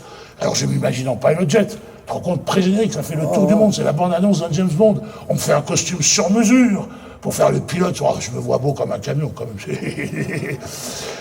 4 jours de répétition pour la bagarre avec James Bond. Tout est calculé au millimètre. Je vous l'ai déjà dit tout ça. Les Américains, c'est précis. Et puis, j'arrive le jour de tournage, je suis au maquillage, bonjour, avec mon costume de pilote. Je m'aime bien, je suis content. Et là arrive un accessoiriste. Mr. Castaldi, Monsieur Castaldi, oui, c'est vos accessoires. Je dis, quel accessoire? J'ai répété pour... Non, vous êtes obligé de mettre pour la séquence ces lunettes. Il me donne une paire de lunettes de soleil. Alors je me mets les lunettes de soleil. Enfin, pour un pilote de lunettes de soleil, c'est pas mal non plus. Je me trouvais, oui, c'est pas tout, Monsieur Castaldi, il faut aussi mettre ça. Je dis, il faut que je mette ça. Alors, il me dit, oui, il faut mettre ça. Ah bon, alors je mets ça. Mais c'est vous! Hein? Mais c'est vous, le pilote, c'est vous! Mais évidemment que le pilote, c'est moi, j'arrête pas de vous le dire. Résultat, même mon fils Benjamin m'a pas reconnu. Oui, mais enfin, c'est la gloire quand même. Vous avez tourné dans un James Bond. Hein? Ben oui, j'ai tourné sur James Bond, j'ai même signé les autographes à la convention des James Bond, bref. Mais voilà, c'est comme ça.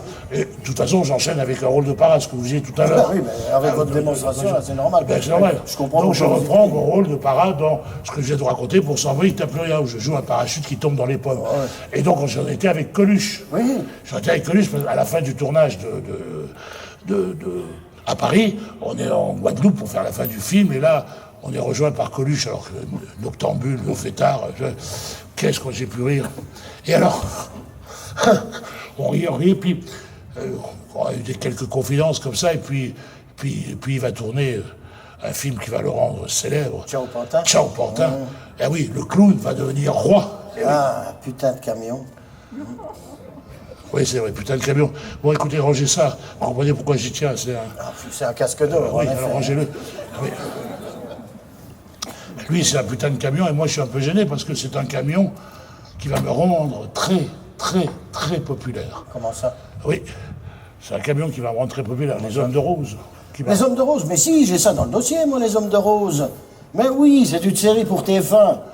Vous tournez. Ah oui, c'est Doradol qui vous a confié Oui, Doradol. Vous jouez Jean Dupuis, chauffeur routier. Quand la série sort, et ça m'intéresse au plus haut point, votre cote de popularité monte en flèche. Oui, ça me rend très très populaire. Moi, je d'abord décrocher le rôle. Et c'est comme ça que c'est le camion qui vous a rendu populaire. Mais oui, le camion. Alors donc, c'est un feuilleton, donc je rentre dans le bureau du directeur de production, et mon rôle, Jean Dupuis, a 100 jours de tournage. 100 jours de tournage. Alors il me regarde, il me dit, bon, écoutez, on va pas tourner autour du pot, je vous propose 500 francs par jour pendant 100 jours. Je fais le calcul, 5 millions, j'ai plus de dette. Je m'étouffe. Lui, il croit que je fais la gueule. Il me dit, bon, écoutez, c'est vrai qu'on avait prévu Philippe Léotard et Bernard Fresson dans le rôle, on avait prévu, je vous propose 800 francs par jour.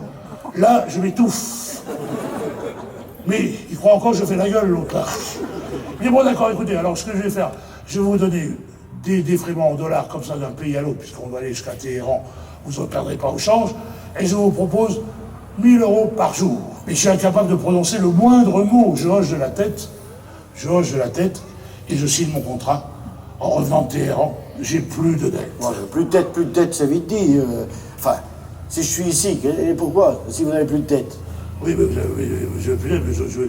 Et dans les années 80? Je rentre dans les années 80, les années bonheur. Ah, avec le sourire, j'espère. Avec le sourire, moi j'avais grandi, donne beaucoup de joie. Et puis c'est vrai que je vais de film en film, de pièce de théâtre en pièce de théâtre. Ah, je fais dans les cocktails, je vais... Et côté cœur? Comment? Côté cœur. Ah, malheureusement, je suis obligé de me séparer de Marie-France. Marie-France? Oui, Marie-France Brière. Ah oui, je ne l'ai pas dit ça. Alors Marie-France Brière, c'était une grande productrice de télévision et qui m'a fait, que j'ai connue à l'époque de Paul Martin.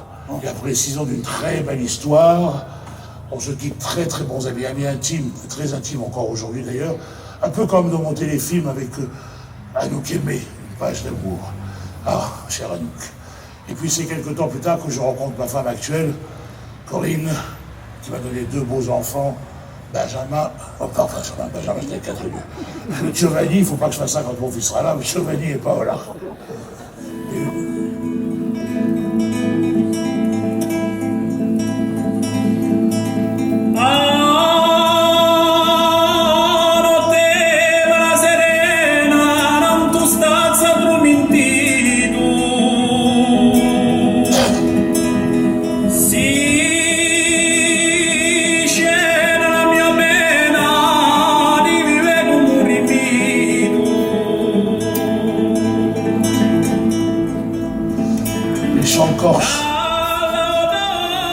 Les chants corses, c'est toute l'âme corse.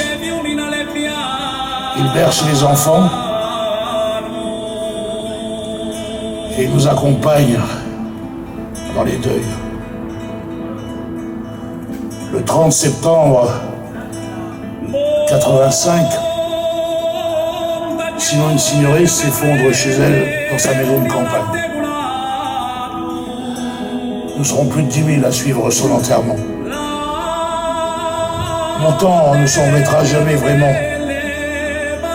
Il la suivra 5 ans plus tard. Et puis ce fut au tour de mes parents. Ange et Paulette. Ange, mon père, avait caché son cancer à ma mère. Et maman, Paulette, elle avait caché son cancer à mon père.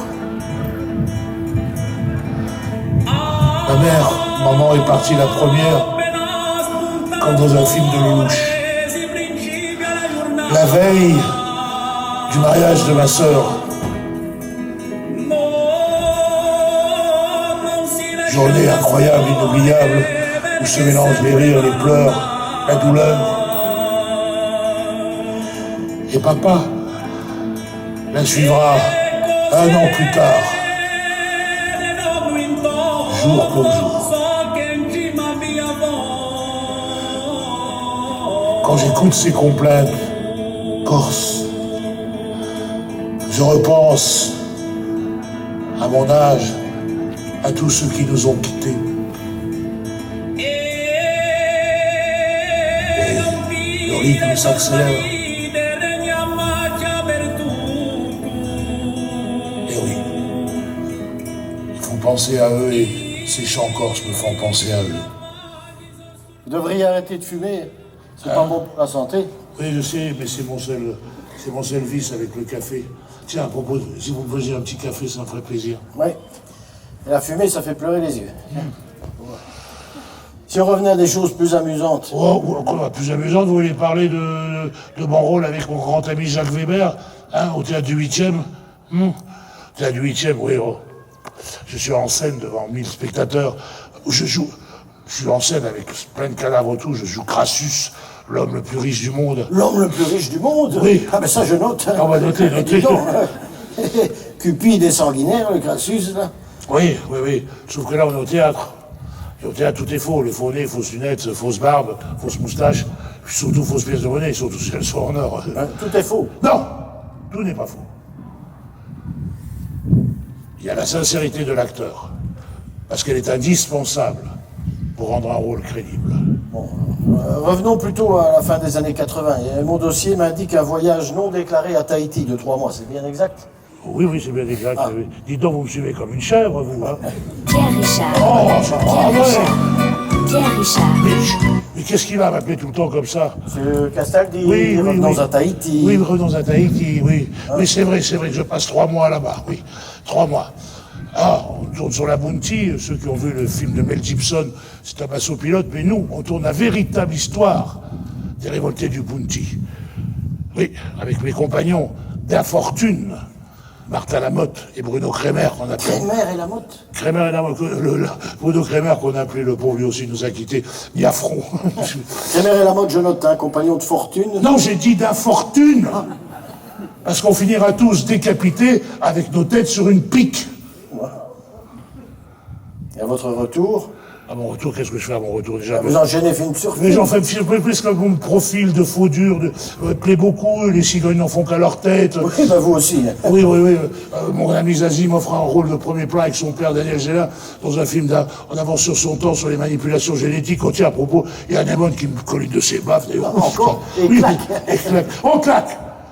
Départ pour un film international où je joue un russe dans un film finlandais en anglais. À côté de Jim Jarmus, Samuel Fuller, Wim Wenders, Eddie Constantine, Nino Manfredi. Ah bah, dites donc. Et j'enchaîne.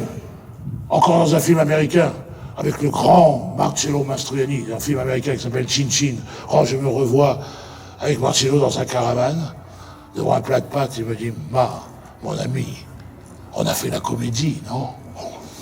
Qu'est-ce que je peux rêver mieux si, quand je retrouve Marielle, Sandrine Bonner, la petite Dominique Blanc dans le rôle de ma petite amie dans le film de Claude Sauté, quelques jours avec moi. Claude Sauté, Max et les Ferrailleurs? Oui, Max et les Ferrailleurs, oui. Oh, vous avez remarqué, Sauté, c'est l'anagramme de statue. Sauté. Oui, rien ne vous échappe. Alors Sauté, c'est surtout la précision, la minutie, le souci du moindre détail. L'exigence absolue. Tiens, par exemple, moi, pour changer ma démarche, il fait faire des semelles, enfin des chaussures sur mesure pour que j'ai l'air penché en avant comme ça. Oui, pour vous faire avancer plus vite, oui. Non, pour augmenter le côté servile du personnage. Oh. Oui, c'est pas la même chose. Et que dire du magnifique cadeau. Hein, magnifique cadeau de mon ami Claude Zidi quand il me fait rentrer dans ce trio infernal, hein, aux côtés de Guy Marchand, hein, Thierry Lhermitte et Philippe Noiret. Les ripoux. Ripoux contre ripoux, voilà. Et oui. Eh bien, vous voilà dans le dernier carré. Et oui, qui m'ouvre la porte de tous les grands comiques de l'époque. Oui, monsieur Castaldi. Ah, les trois coups. Les trois coups, le théâtre. Se mettre en danger tous les soirs devant un nouveau public et attendre les applaudissements.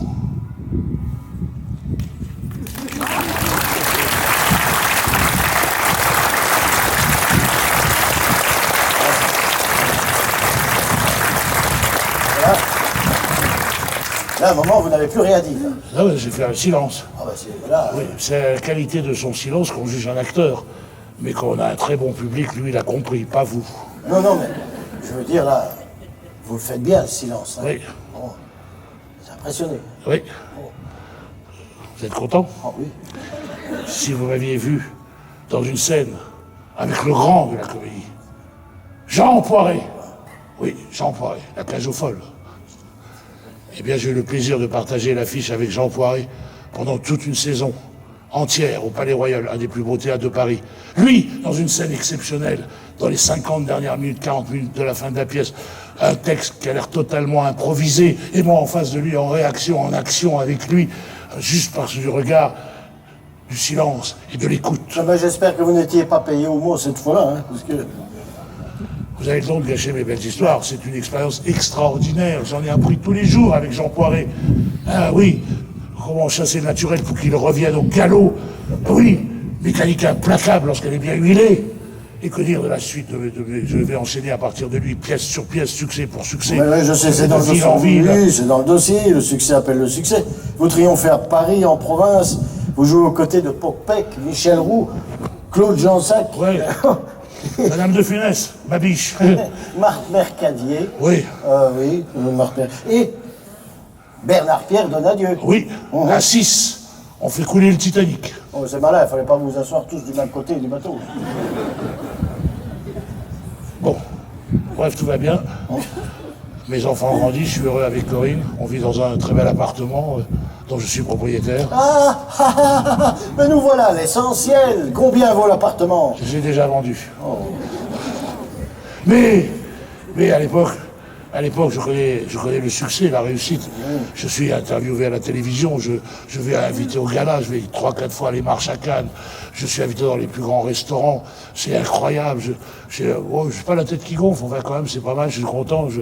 Et puis, surtout, je fais d'interview en interview, de people.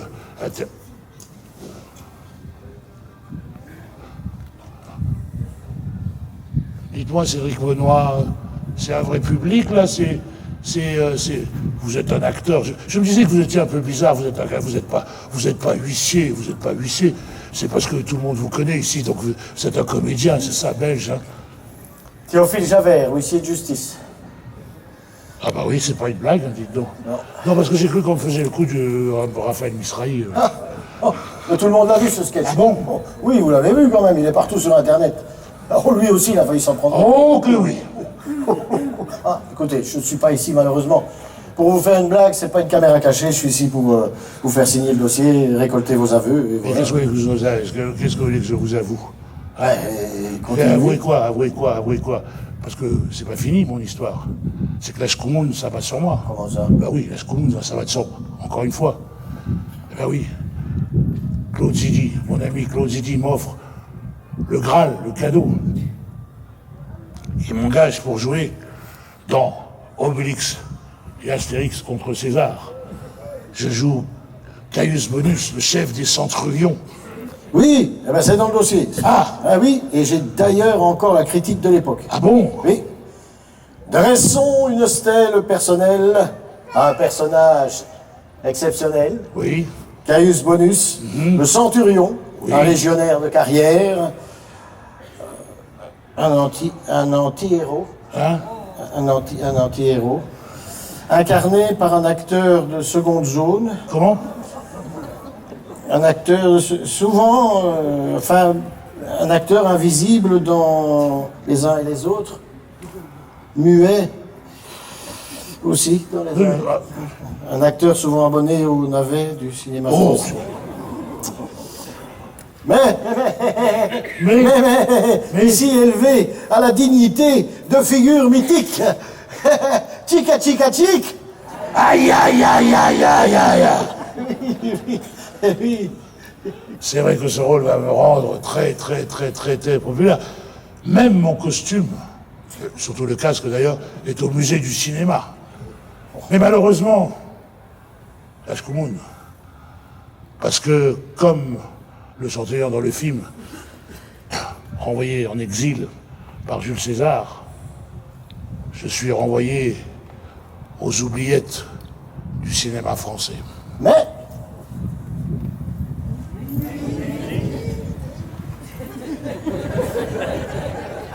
Non, le téléphone sonne plus. qu'est-ce qui s'est passé? Je ne sais pas. Des mauvais choix, certains diront l'injustice. En tous les cas, c'est comme ça. De toute façon, il y a une chose que je ne regrette pas, c'est d'avoir animé pendant 2 ans Fort Boyard. Avec le père Fouras, Oui, Passe-Partout et Passe-Muraille. Passe-Montagne. Non, pas Passe-Montagne. Oui, et encore la Shkumun. Parce que TF1, qui essaye de raccorder les choses pour moi, me propose de jouer un commissaire, un rôle écrit sur mesure par Claude Zidi pour moi, capitaine Casta. Et les résultats? Pilote mitigé, série annulée. Oh. Bon, enfin, peut-être que vous n'aviez tout ça. C'est mon enterrement au cinéma, ça. Les gens sonnent les cloches, vous voyez. Ça n'a pas sonné longtemps, hein? Non, c'était que la nuit. Oui. Oui, mais Enfin bon, peut-être que tout ça. vous savez, quand ça veut plus, ça veut plus. non, hein. je sais, mais enfin. Vous savez, Jalère, c'est peut-être pour moi le moment de tirer le rideau. Bah oui, j'ai fait un long parcours avec des hauts, avec des bas, j'ai été heureux, malheureux, j'ai frisé le succès, j'ai côtoyé la gloire, j'ai rencontré des gens formidables. Mais j'ai l'impression que un comédien, c'est un comédien, il change tout le temps de film, de pièce de théâtre, de partenaire, de metteur en scène, d'histoire. On s'aime dans la préparation du film ou dans les répétitions, on consomme tout ça pendant le tournage. Et à la fin d'un film, à la fin d'une expérience théâtrale, on s'embrasse en se disant qu'on va se revoir, ce qui n'arrive pas souvent. Finalement, voilà, ce métier, c'est un peu comme un amour d'été. Mais tout le monde vous aime. Je vous aime, Jean-Claude. Jean-Claude. Ah oui, je vous aime, Jean-Claude. Mais je m'appelle pas Jean-Claude.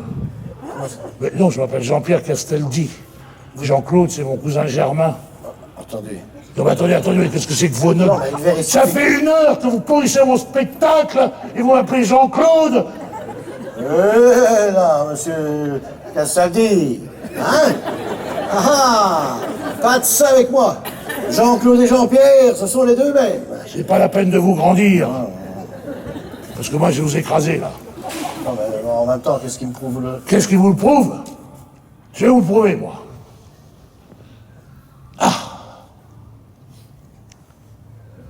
C'est qui, ça? Ah ouais, c'est vous? Ah oui, c'est moi. Jean-Pierre. Qu'est-ce qu'il y a marqué, là? Jean-Pierre Castaldi. Oui. Oh, bah dites donc. J'ai failli faire une catastrophe. Oui, c'est ça, oui. Oh. Dites, je voudrais pas abuser, Oui. mais si vous pouviez me faire une petite dédicace. C'est pas pour moi, c'est pour ma tante Maddy, elle vous Mais je adore. l'emmerde, votre tante m'a dit, là. Mais dis donc, mais vous manquez pas d'air, vous. Vous avez tout ce que vous venez de me faire subir. Mais barrez-vous avant que je m'énerve. Excusez-moi. Barrez-vous. Excusez-moi. Je veux plus vous voir. Claude Zidi. Claude Zidi. Claude Zidi. Claude Zidi. Claude Zidi. Claude Zidi. Claude Moi, Zidi. je réponds. Claude Zidi. Oui, Claude. Oui. Moi, je suis en pleine représentation. Comme ça. Pierre Richard. Oui, justement, il n'arrête pas de m'appeler, là. Qu'est-ce qui lui arrive? Ah, il a un problème avec un huissier? Ah bon? Oui, mais j'ai peut-être une combine pour lui, oui. Oui, d'accord, Claude. Oui, j'espère que tu vas venir voir mon spectacle, parce que tu sais, t'es quand même un des personnages importants de mon... Oui, Claude. Oui, embrasse Jack, hein.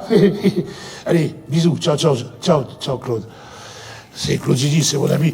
Jack, c'est pas son chien, non, c'est parce que, au cours d'une vacance qu'on passait ensemble, j'ai passé une nuit au Cave du Roi, et avec Jack Nicholson, on a fait les Chippendales sur une table, on a fait la une des journaux.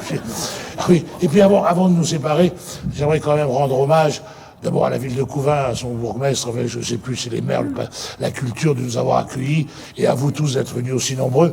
Je voudrais donc remercier les bénévoles, la femme de Christophe Delire qui s'est occupée des billets d'entrée, et surtout qu'on applaudisse l'auteur, metteur en scène, producteur, régisseur, monsieur Cédric Monnoy là-bas, qui nous avons dit qu'il se lève, malheureusement il est blessé.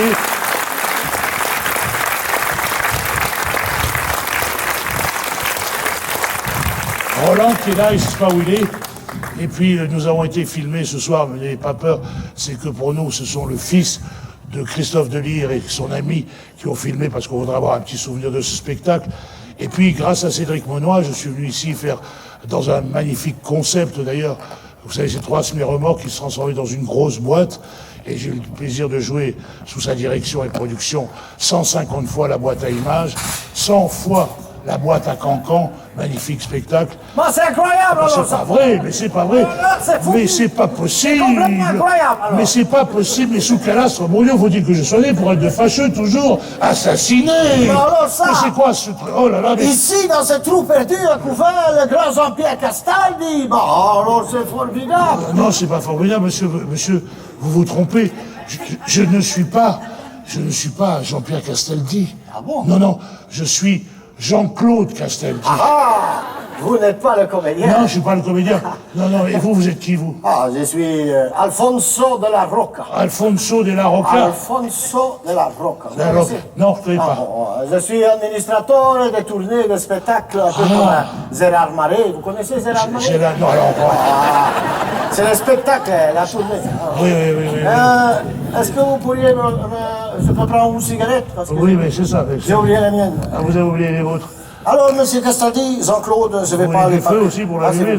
Je vais parler par 4 semaines.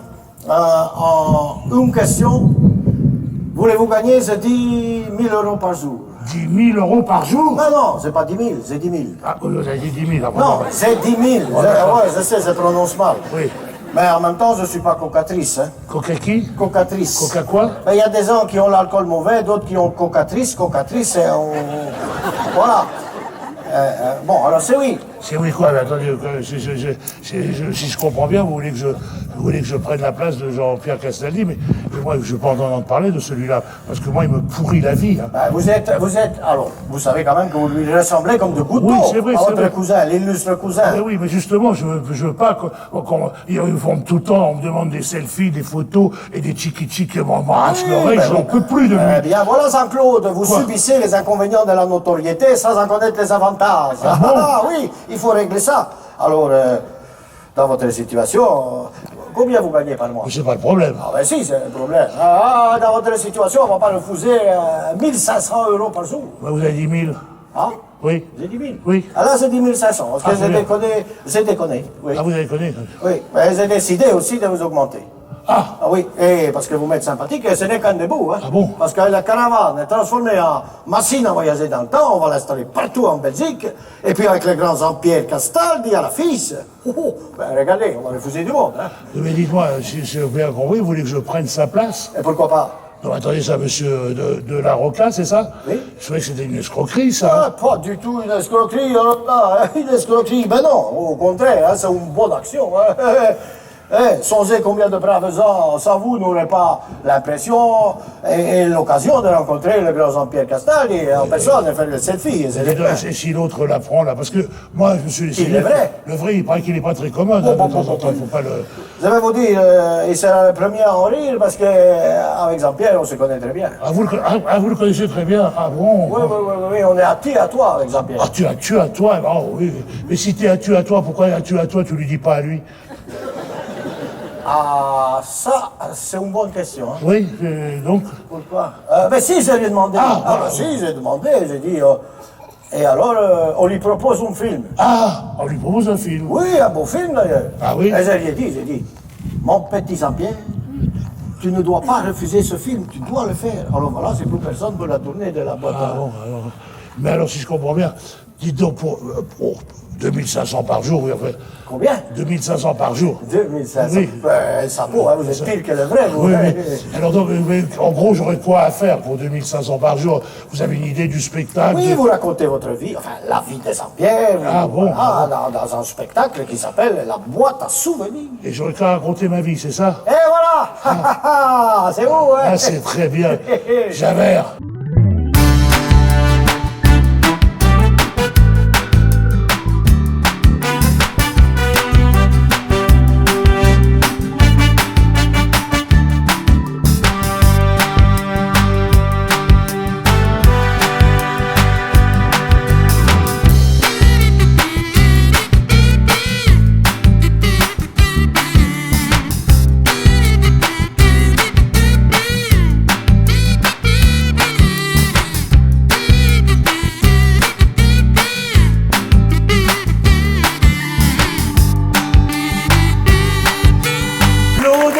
Jean-Pierre Castaldi. Dans le rôle de Jean-Pierre, Jean-Claude Castaldi.